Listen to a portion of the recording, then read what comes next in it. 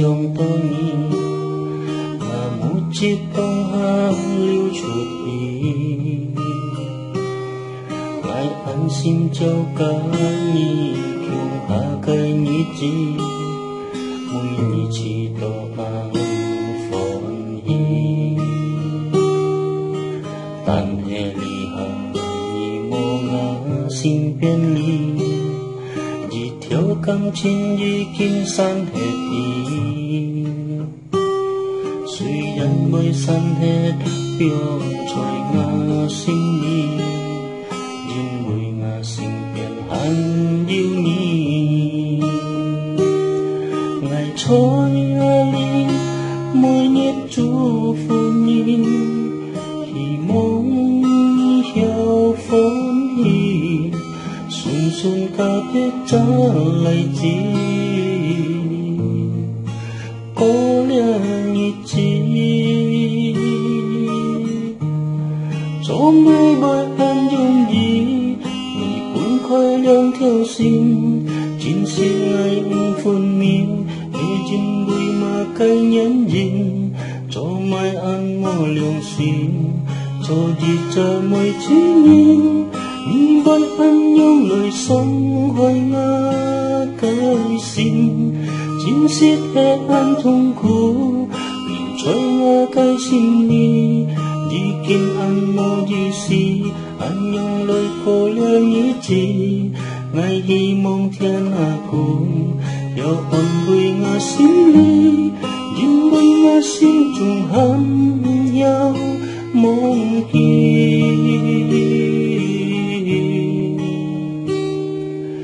tan hè li hà nhị mô ngã xin biên ly chỉ theo cam trên tuôn nhị tay trêu hi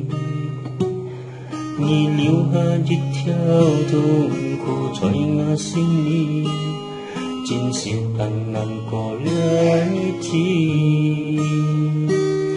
suy dân đi ha ngày con tôi nhìn cảm thấy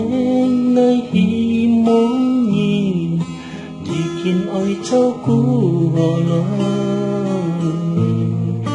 nhớ cây xin thi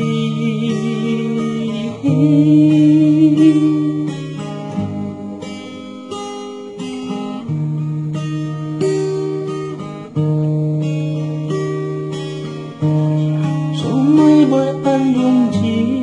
vì cũng khơi đang theo xin chính xiết ngày phun miên để chân bụi mà cây nhẫn dinh cho mai ăn mò liều xin vì cho đi cha mới chi vì bởi anh nhau lời sống hơi ngã cây xin chính xiết để ăn thung khu trôi ngã cây xin đi đi kim ăn mò đi si anh nhung cô lỡ cây nhị chi ngày hy mong thiên hạ cùng yêu ôn bùi mà xin đi nhưng bùi mà xin trùng ham nhau mong kỳ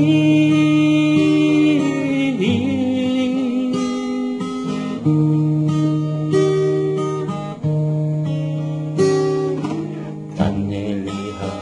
nhị mô ngã xin biên ly theo cam trên quân nhị tay trêu hi nhị liêu hà đi theo thùng của trời ngã xin đi chính xiết ăn nằm có lẽ như chi suy dân đi ha ngày con tôi nhìn cảm thấy ngày hi mong nhìn đi kiên ôi cháu cũ họ lo nhớ cây xin thi